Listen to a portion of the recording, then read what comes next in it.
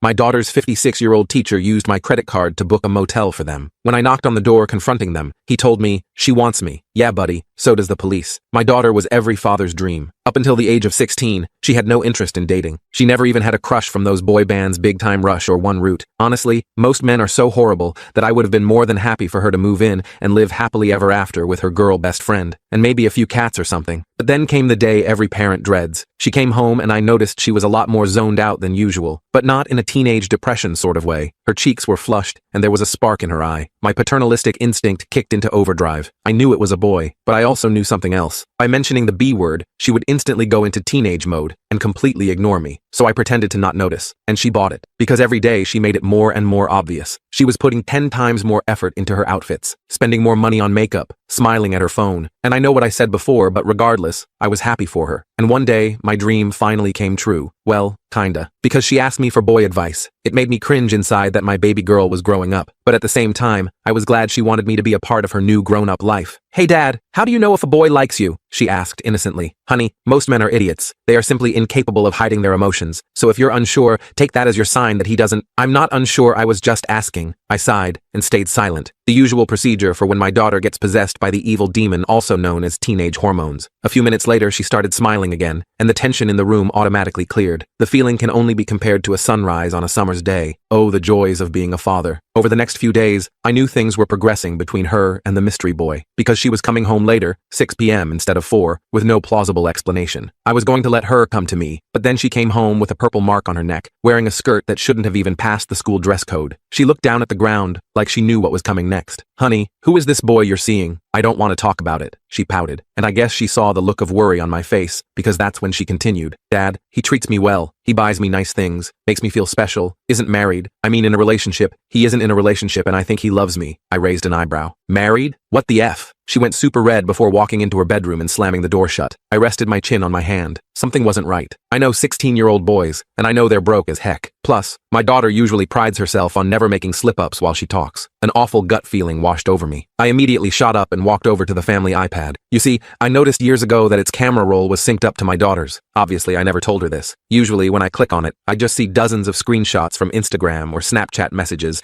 involving trivial drama with her friend group, or the occasional flower crown selfie. But this time I saw something much darker, because sitting right there in the recent photos was her and her boyfriend. She was sitting on his lap. This would have been fine, except I recognized his face. It was Mr. Dalton, her English teacher. Suddenly, it all made sense. The extra smiles in the parent-teacher conferences, his constant praise of my daughter. In the parent group chat, they were recently talking about how we should get him a gift to celebrate his oncoming retirement. Bile rose in my throat. I wanted to grab her phone, find his address, and beat his A, until his brain was minced meat on the sidewalk. But I knew this was a sensitive situation, and I didn't want my daughter to never trust me again. So instead, I walked to her bedroom and knocked on the door. When she said I could come in, I gently entered and sat on the other side of the bed. I was ready to take full advantage of her. "Darling, I just want you to know I support you no matter what. I hope you and your boyfriend are happy together, and let him know that I wish all the best for him." Her face lit up, just as planned. "Thank you, Dad. You're the best." She then gave me a huge hug and promised me she'd tell her boyfriend. As soon as I left her bedroom and shut the door, I almost collapsed. I was so disgusted, and putting on this front was culling me, but I knew it had to be done. And like clockwork, the next day, Mr. Dalton texted me. His message was very warm. "Good afternoon, sir. Just wanted to let you know Ava has been performing brilliantly in class this week, and I wanted to send you my utmost respect for how you raised her." We texted for a while, and I asked if he wanted to meet for dinner, and that sick scumbag agreed, not knowing it would be his last meal. I suggested Marcello's, an upscale Italian restaurant downtown. But before Friday arrived, I realized I needed help. This wasn't something I could handle alone, not if I wanted to protect Ava properly. My original plan of confronting him alone was too risky. What if I lost control? What if I ended up in jail, leaving Ava completely vulnerable? The school counselor, Melissa Winters, had always impressed me with her no-nonsense approach. She had a reputation for being fiercely protective of students while maintaining professional boundaries. Her office was tucked away in the east wing of the school, far from the English department. I arrived 15 minutes early for our appointment, rehearsing what I'd say while watching parents and students filter out of the building. When the hallway emptied, I slipped inside. The office was smaller than I expected, walls lined with degrees and colorful posters about mental health and resilience. "Mark, come in," Melissa said, closing the door behind me. Her office was warm, filled with plants and motivational posters about resilience and growth. "What's going on?" Her voice was calm, but direct, her eyes sharp behind tortoiseshell glasses. I inhaled deeply, the weight of my discovery making it hard to breathe. This stays between us for now? My voice sounded strange to my own ears. She nodded, her expression turning serious. Of course. I pulled out my phone and placed it on her desk. I need you to listen to something. All of it. I played the recording I'd made of my conversation with Ava about her boyfriend, followed by my text exchanges with Dalton. I'd spent the previous night compiling everything, organizing the evidence chronologically. For the next 45 minutes, Melissa sat perfectly still, her face growing increasingly pale. When it finally ended, she looked up at me with horror in her eyes. How long has this been happening? She whispered. A few months, I think. Maybe longer. I ran my hands through my hair. I can't go straight to the police. Ava would never forgive me, and Dalton's too smart. He'd twist everything. Melissa nodded slowly. You're right to be cautious. Men like Dalton, they're manipulative. They plan escape routes. We need to build a case carefully, one that protects Ava above all else. What do we do? I leaned forward, desperate for direction. First, we document everything. Dates, times, messages. She leaned forward. And Mark? This has to be handled delicately. If Dalton suspects anything, he could destroy evidence or worse, convince Ava to run away with him. The thought made my blood run cold. I imagined Ava disappearing, leaving only a note behind. I'll do whatever it takes. Let me make some discreet inquiries, she said. There might be other students. She wrote something in her notebook. I hadn't even considered that possibility. The idea that Ava might be one of many made me feel simultaneously relieved. She wasn't singled out, and horrified. How many lives had this man damaged? You think there are others? Predators rarely stop at one victim. She wrote something in her notebook. Give me a week. Don't confront him. Act normal. That dinner you planned? Keep it, but record everything. She tore a page from her notebook and slid it across the desk. A list of apps that could discreetly record conversations. Acting normal proved nearly impossible. Every night, Ava texted constantly, giggling at her phone. Every sound made me jump. Every time she left the house, I imagined the worst. 3 days after my meeting with Melissa, I noticed Ava's behavior shifting. She seemed more secretive, defensive. Her bedroom door stayed locked more often. She started taking her phone into the bathroom during showers, something she'd never done before. That night, I checked the synced photos again. My heart stopped. New pictures showed Ava in what looked like a hotel room, sitting on a bed. Nothing explicit, but clearly not a classroom. The generic artwork on the wall, the standardized lamp on the nightstand, unmistakably a hotel. She was smiling at the camera, wearing a dress I'd never seen before. Too mature, too expensive. I downloaded them immediately, adding them to my growing file. The images burned into my retinas, keeping me awake long into the night. The next morning, I received a text from Melissa. Need to talk. Found something. The message arrived as I was pouring coffee, causing me to spill hot liquid across the counter. I met her during my lunch break at a coffee shop 3 miles from the school. Melissa was already there, a manila folder on the table beside her untouched latte. I've been reviewing attendance records, she said quietly, sliding a folder toward me. The paper inside was a printout of Ava's attendance record, with certain periods highlighted in yellow. Ava has missed her last period every Friday for the past 2 months. Dalton's planning period, I muttered, the pieces falling into place. She nodded. And there's more. 3 years ago, there was an incident with another student. Nothing was proven, but the girl transferred schools suddenly. She pulled out another paper, an email exchange between administrators discussing a situation that had been handled discreetly. Why wasn't he fired? My voice rose slightly. The family moved away. No formal complaint was filed. She sipped her coffee. But I found the girl's best friend. She's a senior now. She remembers things. Hope flickered in my chest. Will she talk? Not yet. She's scared. Melissa checked her watch. Mark, we need more. Something concrete. That night, I slipped a small voice-activated recorder into the front pocket of Ava's backpack while she showered. The guilt was overwhelming, but I kept thinking of those hotel room photos. The next day was Friday, the day of my planned dinner with Dalton. I called in sick to work and waited until Ava came home at 6:30 p.m. She breezed through the door, cheeks flushed, hair slightly disheveled. Dad, I thought you had that dinner thing tonight. She dropped her backpack by the door. Cancelled, I said, trying to sound casual. Wasn't feeling well. I pretended to cough for effect. Oh, was that relief in her voice? Well, I'm going to shower and then study in my room. As soon as she went to her room, I retrieved the recorder from her bag and locked myself in my home office. My hands trembled as I connected it to my computer, downloading the audio files. The first few were mundane, classroom discussions, hallway chatter. Then Dalton's voice came through clearly. You know I'd never hurt you, right? People wouldn't understand what we have. They'd try to keep us apart. His tone was soft, persuasive, with an underlying urgency that made my skin crawl. My dad likes you, Ava replied, her voice carrying that same dreamy quality I'd noticed weeks ago. A chuckle. Your father sees what I want him to see. Men like us understand each other. What do you mean? Confusion tinged her question. Nothing, sweetheart. Just that your father and I are both men of the world. Now, did you finish that college application essay? Berkeley would be perfect for you. Close enough for us to see each other regularly. The calculated manipulation was unmistakable. My hands shook as I continued listening. For an hour, Dalton alternated between discussing literature and making subtle comments about their special connection. He quoted poetry to her, Neruda and Byron, twisting beautiful words into grooming tools. "I got you something," his voice said near the end of the recording. "Open it." There was rustling, the sound of paper being unwrapped. Ava gasped. "It's beautiful, but it looks expensive." "Nothing's too expensive for you. Just don't wear it around your father yet. Our little secret." I stopped the recording, feeling sick. He was buying her jewelry now, marking his territory. I copied the files to a secure drive, then texted Melissa. "Got audio, clear evidence of grooming." I texted Dalton to cancel our dinner, claiming a work emergency. I couldn't trust myself to sit across from him without doing something I'd regret. That weekend, Ava grew increasingly moody. Sunday night, I heard her crying, but when I knocked, she told me to go away. Monday morning, Melissa texted again. "Principal's office, 4 p.m. Bring everything." The message sent a jolt of adrenaline through me. This was it, the moment we'd start the official process of stopping Dalton. I spent the day organizing all my evidence, the recordings, photos, attendance records. I created a timeline, noting every suspicious interaction, every unexplained absence. At 3:30, I headed to the school. The parking lot was half empty, most students already gone for the day. I was so focused I almost didn't notice Ava standing by the main entrance, arguing with a girl I recognized as Skylar Williams, her lab partner. "You don't know what you're talking about," Ava hissed, her face flushed with anger. "I know exactly what I'm talking about," Skylar replied. "He did the same thing to my cousin before she transferred. Ask her about the bracelet he gave her." She reached for Ava's wrist, where I could now see a silver bracelet glinting in the afternoon sun. My heart stopped. I ducked behind a car, watching as Ava stormed off toward the English wing. Her shoulders were hunched, head down as she pushed through the double doors. This was bad. If she confronted Dalton now, everything could fall apart. I texted Melissa. "Emergency. Ava heading to Dalton's room. Might confront him." Her response was immediate. "On my way. Stall her if you can." I rushed into the building, trying to look casual. When I turned the corner to the English department, I saw Ava disappearing into Dalton's classroom. Through the small window in the door, I could see them arguing. Dalton's face was tight with anger, his usual composed demeanor cracking. He grabbed Ava's arm, and something in me snapped. I burst through the door. "Take your hands off my daughter." They both froze. Dalton recovered first, releasing Ava and stepping back with a practiced smile. "Mark, what a surprise." Ava and I were just discussing her essay. "Dad, what are you doing here?" Ava looked mortified, her cheeks flushing with embarrassment. "I came to see Principal Harrison," I said, never taking my eyes off Dalton. "Ava, we need to go." "No," she stepped away from me. "You don't understand. Skylar's saying horrible things about Mr. Dalton." "Lies." Dalton's smile never wavered, but his eyes hardened. "Teenage gossip, I'm afraid. Happens to many teachers." "Ava, please," I said, reaching for her hand. "We need to talk. Privately." "There's nothing to talk about." Her voice rose. "You said you supported us. Perhaps this isn't the best time." Dalton interjected smoothly. "Ava, why don't you head home? Your father and I can discuss this like adults." Before I could respond, Melissa appeared in the doorway with Principal Harrison behind her. Harrison was a tall man with a military bearing, his expression grave. "Mr. Dalton," Harrison said, his voice stern. "My office. Now." Dalton's facade cracked slightly. "What's this about?" "A serious matter requiring immediate attention," Harrison replied. "Ms. Winters, please escort Ava to your office." "I'm not going anywhere," Ava shouted, tears streaming down her face. "Dad, what did you do?" "What I had to do to protect you." My voice caught. "I don't need protection from him." She turned to Dalton. Tell them it's real." Dalton's expression changed, calculating. "Ava, calm down. This is clearly a misunderstanding." "Mr. Jenkins," Harrison said quietly, "perhaps you should join your daughter and Ms. Winters." I nodded, watching as 2 security guards appeared behind Harrison. Dalton noticed them too, his confident smile faltering. "This is ridiculous," he said. "Based on what? The word of a jealous teenager?" "We have evidence," Harrison replied. "Substantial evidence." He nodded to the security guards who moved closer to Dalton. The next hour was the hardest of my life. In Melissa's office, Ava alternated between screaming at me and sobbing uncontrollably. She called me a liar, a traitor, swore she'd never forgive me. "He loves me," she cried. "You ruined everything." Melissa tried to intervene. "Ava, I know this is difficult, but there are things you don't understand." "What don't I understand?" "That my dad pretended to support me while going behind my back? That Mr. Dalton has done this before," Melissa said gently. That stopped Ava cold. "What?" "3 years ago with another student. She transferred schools afterward." "You're lying," Ava whispered, but I could see doubt creeping into her eyes. "Skylar's cousin," I said quietly. "That's who she was talking about, wasn't it?" Ava stared at the floor. "She said he gave her a bracelet too." My heart sank. "What bracelet, Ava?" Slowly, she pulled up her sleeve, revealing a silver bracelet with a small sapphire charm. "He said it matched my eyes." Melissa made a note. "May I see it?" As Ava reluctantly removed the bracelet, Harrison entered the office, his face grim. "Mr. Dalton has been escorted off campus and placed on administrative leave pending investigation. The board has been notified, as has our legal team." "What about the police?" I asked. Harrison sighed. "That's complicated. Without Ava's cooperation." He glanced at my daughter. "I'm not talking to the police," Ava interjected. "This is insane. You're all treating me like a child." "You are a child," I said firmly. You're 16. I'm old enough to know what I want. Harrison suggested we all take the night to cool down. As we left the school, Ava walked 10 paces ahead of me, refusing to acknowledge my existence. That night, she locked herself in her room. I sat outside her door, listening to her cry until she fell asleep around midnight. The next morning, Ava's phone buzzed repeatedly. When she didn't emerge for breakfast, I checked her room and found it empty, window open. My heart nearly stopped. The curtains fluttered in the morning breeze, a hastily scrawled note on her pillow. You can't stop us. I called her phone, straight to voicemail. I texted Melissa in a panic. Ava's gone. Think she's with Dalton. Her response was immediate. Calling Harrison. Check credit cards for hotel charges. I logged into my bank account and saw it. A charge from the Bayview Inn on the edge of town, just 20 minutes earlier. I remembered Ava once mentioning she'd used my credit card to order pizza for them. He must have saved the information. I grabbed my keys and raced to the hotel,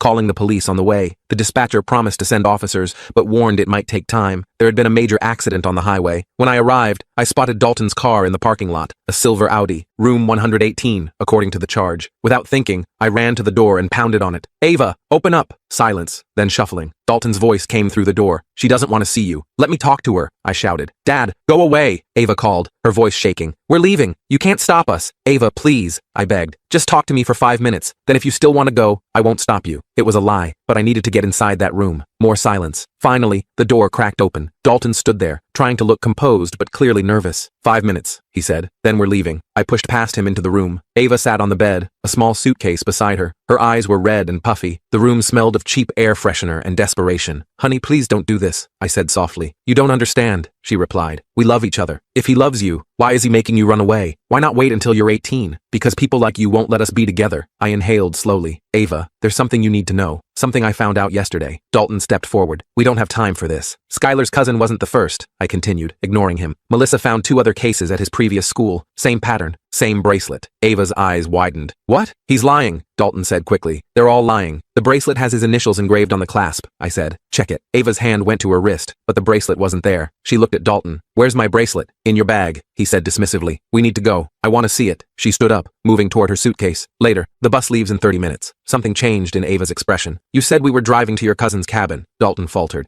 We discussed both options. No, we didn't. She stood up slowly. You said your cousin has a cabin in Oregon where we could stay until things blew over. Plans change, he snapped, his mask slipping. Now grab your bag. I stepped between them. She's not going anywhere with you. Dalton's face darkened. This doesn't concern you anymore. Ava, tell your father you're coming with me. But Ava was staring at him, really seeing him perhaps for the first time. You lied about the cabin. It's a minor detail. What else did you lie about? She turned to me. Dad, what did you mean about other cases? Before I could answer, sirens wailed in the distance. Dalton's expression turned desperate. We need to go now, he growled, grabbing Ava's arm roughly. She winced, trying to pull away. You're hurting me. Let her go, I warned, stepping closer. Or what? He sneered. You'll stop me? She's coming with me, and you're going to let us walk out that door. I looked him straight in the eyes. The police are already here. It's over, Dalton. As if on cue, there was a sharp knock at the door. Police, open up! What happened next seemed to unfold in slow motion. Dalton released Ava and lunged for his jacket. I saw the glint of metal and realized with horror he had a GN. Nobody moves, he shouted, pointing it at me. Ava, get your bag. We're going out the back. Ava stood frozen, her face pale with shock. You have a gun? Just for protection, he said, his voice suddenly gentle again. Come on, sweetheart. We need to go. The police knocked again, more forcefully. Open the door now. Dalton grabbed Ava's arm with his free hand. Move! Something snapped in me. I lunged forward, tackling him just as the police broke down the door. The GN went flying as we crashed to the floor. I heard Ava scream, officers shouting commands. Officers swarmed in, pulling me off him and pinning Dalton face down. One officer secured the gun, while another handcuffed Dalton. Ava stood against the wall, shaking violently. I rushed to her, wrapping my arms around her as she collapsed against me. I'm sorry, she sobbed. I'm so sorry. I thought he loved me. It's okay, I whispered, holding her tight. It's over now. You're safe. As the police led Dalton away in handcuffs, he locked eyes with me one last time. The mask was completely gone, revealing the predator beneath. Cold, calculating eyes stared back at me. At the police station, everything happened in a blur. Statements were taken, charges filed, possession of an unregistered firearm, attempted kidnapping, sexual exploitation of a minor. Ava was quiet on the drive home, staring out the window. When we arrived, she finally spoke. How did you know? About the hotel? He used my credit card, I explained. Must have gotten the information from your phone. She nodded slowly. I gave him your card number once, to order pizza. Her voice broke. I was so stupid. No, I said firmly. You weren't stupid. He was manipulative. That's what predators do. They're experts at making you trust them. That night, Ava asked if she could sleep in my room, like she used to do during thunderstorms when she was little. I made her a pallet on the floor next to my bed. As I turned out the light, her small voice came through the darkness. Dad, I don't hate you. I'm sorry I said that. I reached down and squeezed her hand. I know, sweetheart. How can I ever trust myself again? She whispered. I thought what we had was real. It will take time, I said gently, but you'll learn to trust yourself again. And until then, I'm right here. In the days that followed, the full extent of Dalton's predatory behavior came to light. 2 former students came forward with similar stories. The bracelet, it turned out, was his signature, identical to the ones he'd given his previous victims. Ava agreed to speak with a specialized counselor, though she refused to testify in court. The other evidence, the recordings, the hotel incident, the GN, was enough to ensure Dalton would face serious consequences. 2 weeks after the hotel incident, the district attorney called. They had enough evidence to proceed without Ava's testimony, but her statement would strengthen their position. The preliminary hearing is next month, the DA explained. Dalton's lawyer is already floating a plea deal. What kind of deal? I asked. 10 years? Possibility of parole after 7? We're pushing for more. That night, I broached the subject gently. We were eating dinner, pasta I'd made from scratch. The DA called today. I kept my tone casual. Ava stiffened. I don't want to testify. Nobody's asking you to, I assured her. They have enough without your statement. She relaxed slightly. Good. But, I continued carefully, if you did want to make a statement, it could help ensure he gets a longer sentence. She was quiet for a long moment. How long would he get without my statement? Maybe 10 years. Out in 7 with good behavior. Her spoon clattered against the bowl. 7 years? That's it? I'll be 23 when he gets out. The next day, Melissa texted me. Skylar's cousin Jade wants to talk to Ava. Might help.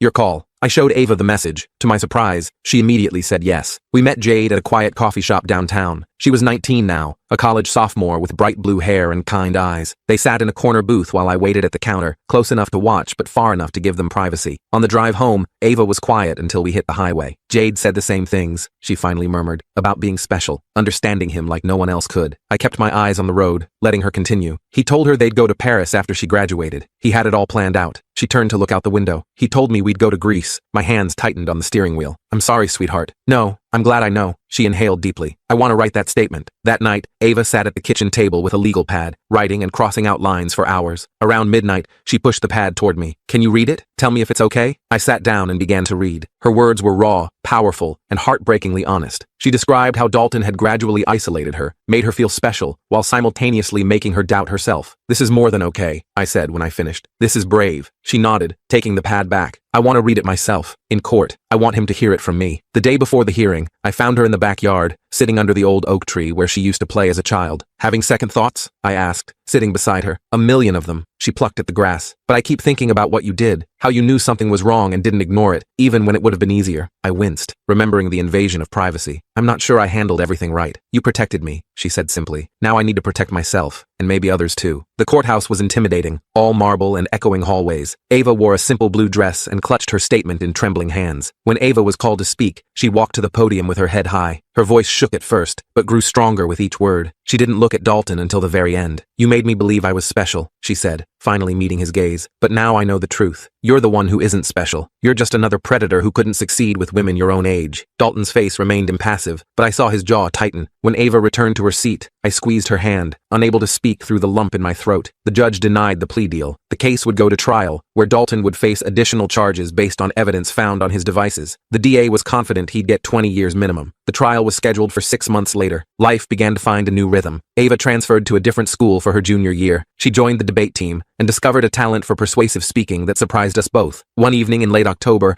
I came home to find her researching colleges. Thinking ahead? I asked, setting down groceries. Berkeley has a good psychology program, she said casually. I froze, remembering Dalton's words on the recording about Berkeley being close enough for them to see each other. She caught my expression and shook her head. Not because of him, because I want to help people who've been through what I went through. Relief washed over me. You'd be amazing at that. I've been thinking, she continued, about starting a support group at school for people dealing with complicated relationships. That sounds like a great idea. I began unpacking groceries. She nodded, then hesitated. Dad, can I ask you something weird? Of course. How did you know? Really? You said you paid attention, but it was more than that, wasn't it? I inhaled deeply. Your photos were synced to the family iPad. Her eyes widened. You saw everything? Not everything. Just enough to know something was wrong. I expected accusations of invading her privacy. Instead, she was quiet for a long moment. Thank you for not telling me that before, she finally said. I wouldn't have understood. And now? I asked cautiously. Now I know what was at stake. She closed her laptop. I'm not mad. I'm grateful. The trial began in March. 3 weeks in, the DA called with news. Dalton had changed his plea to guilty on all counts. 25 years, she told us. No possibility of parole for at least 20. Ava was silent when I told her, then nodded once. Good. That night, I found her in the backyard again, looking up at the stars. I sat beside her without speaking. I keep thinking about who I might have become, she said softly. If this had gone on longer, if you hadn't figured it out, you would have figured it out eventually, I assured her. You're too smart not to have. Maybe. She hugged her knees to her chest. But how much damage would have been done by then? I had no answer for that. We sat in silence for several minutes. I'm going to be okay, she said, more to herself than to me. Not today or tomorrow, but eventually. I know you will. She leaned her head against my shoulder, something she hadn't done since before all this began. I'm thinking about starting a blog, anonymous of course, about recognizing the warning signs. I think that's a great idea. I'd need your help with some of it. The warning signs you noticed that I missed. Whatever you need, I promised. I'm here for all of it. We sat in comfortable silence, watching the stars. The road ahead would still have difficult days, but Ava was finding her way back, not to who she was before, but to someone stronger, wiser, and still fundamentally herself. A month later, she showed me the first draft of her blog post. It began, I was 16 when I thought I fell in love with a predator. This is how my father saved me, and how I learned to save myself. I read it with tears in my eyes, amazed by her courage and clarity. When I finished, she was watching me anxiously. Is it okay? Should I change anything? It's perfect, I told her. Just like you. She rolled her eyes, but smiled, a real smile that reached her eyes. Nobody's perfect, Dad. True, I agreed, but you're pretty close. Sometimes love isn't enough to keep our children safe, but love combined with vigilance, courage, and the willingness to act, even when it's difficult, just might be.